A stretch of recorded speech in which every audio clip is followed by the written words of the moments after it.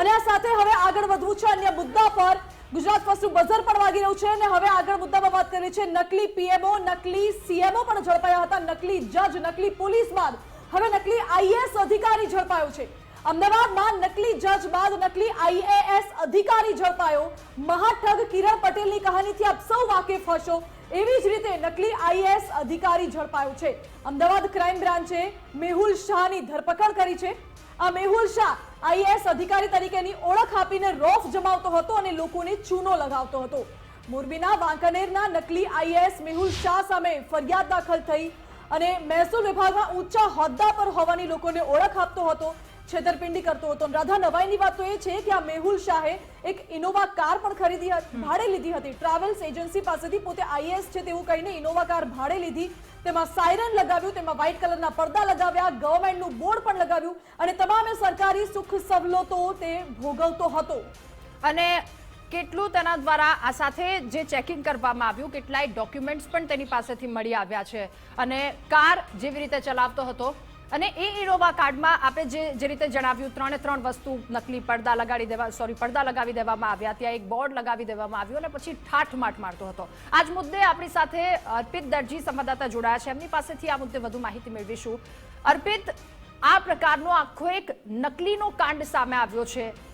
રોફ જમાવતો, Innova car ભાડે લીધી અને એમાં પડદા લગાવી દેવામાં આવ્યા, બોર્ડ લગાવી દેવામાં આવ્યું, નકલી આઈએએસ અધિકારી। કેટલાય લોકો પાસેથી આને તો પૈસા ખંખેર્યા હશે।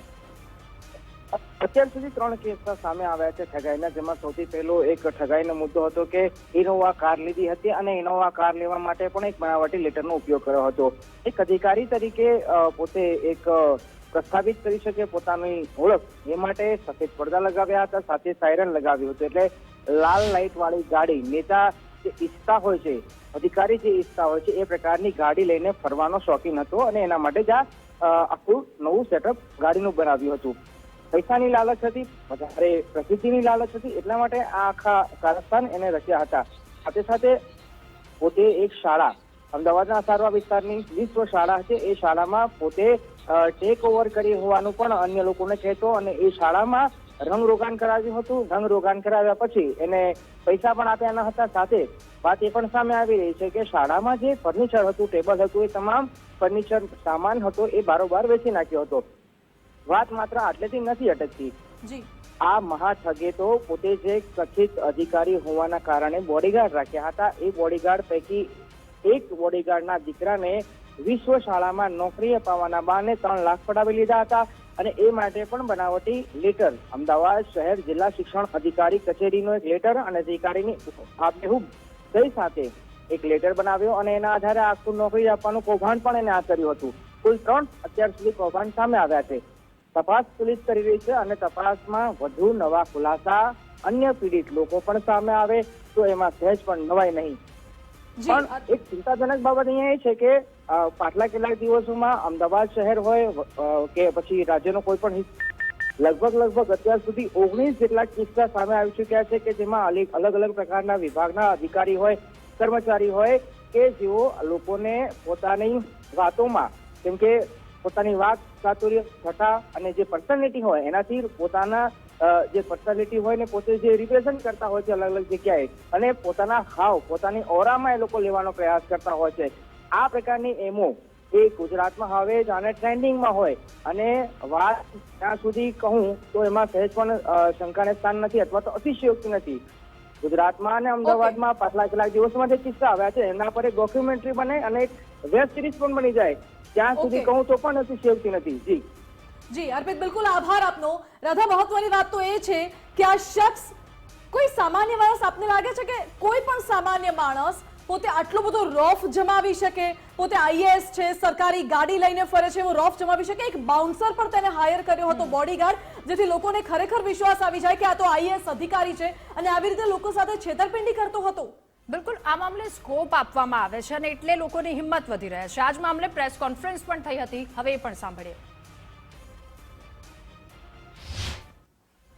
કામેના જે આરોપી છે એ પોતે વિશ્વવિદ્યાલય સ્કૂલ ખાતે ટ્રસ્ટી તરીકે હોવાનું જણાવી અને એ સ્કૂલમાં કલર કામ અને એના માટે પણ એક વ્યક્તિ પાસેથી કલર કામ અને કરાવી એને પૈસા નહીં આપી અને એની સાથે બી ઠગાઈ કરેલી છે આમ તપાસ દરમિયાન એ જાણવા મળેલ કે આ કામેના જે આરોપી છે એ ભારત સરકારમાં કે ગુજરાત સરકારમાં કોઈ પણ અગત્યનો હોદ્દો ધરાવતા ન હોવા છતાં ફક્ત અને ફક્ત લોકો સાથે ઠગાઈ કરવાના ઈરાદાથી આ પ્રકારે નકલી વર્ક પરમિટ તેમજ નકલી નિમણૂક પત્રો આપી લોકો સાથે લાખોની ઠગાઈ કરે છે.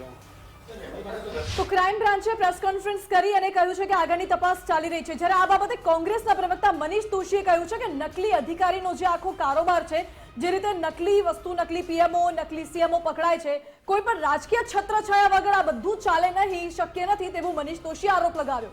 સાંભળો.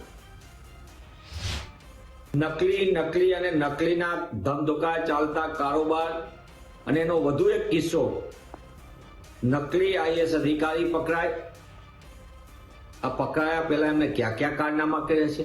ગુજરાતમાં નકલીઓ રાજકીય છત્રછાયા વિના ચાલે નહીં. એ નકલી નોટો હોય કે પછી નકલી ઘી કે નકલી ખાદ્ય પદાર્થોની વાત હોય, નકલી ડોક્ટરની હોય, સીએમઓ અધિકારી હોય, પીએમઓ અધિકારી હોય, ઇન્કમટેક્સ અધિકારીઓ હોય. નકલીના કારોબારના નામે ગુજરાતનો સામાન્ય નાગરિક લૂંટાય છે અને વહીવટી તંત્રમાં મોટા મોટા કાંડ અને કૌભાંડો થઈ રહ્યા છે. ત્યારે વધુ એક આઈએસ અધિકારીના નામે ગુજરાત સાથે છેતરપિંડી કરનારા તત્વો પકડાણો છે.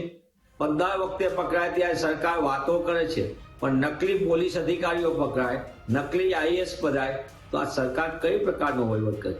હવે નકલી આખું પ્રધાનમંડળ તો નહીં આવે ને, એની પણ તપાસ સરકાર ક્યારે કહેશે? એટલે આના પર તપાસ થવી ખૂબ વધારે મહત્વની છે, કારણ કે વાત જનતાની છે.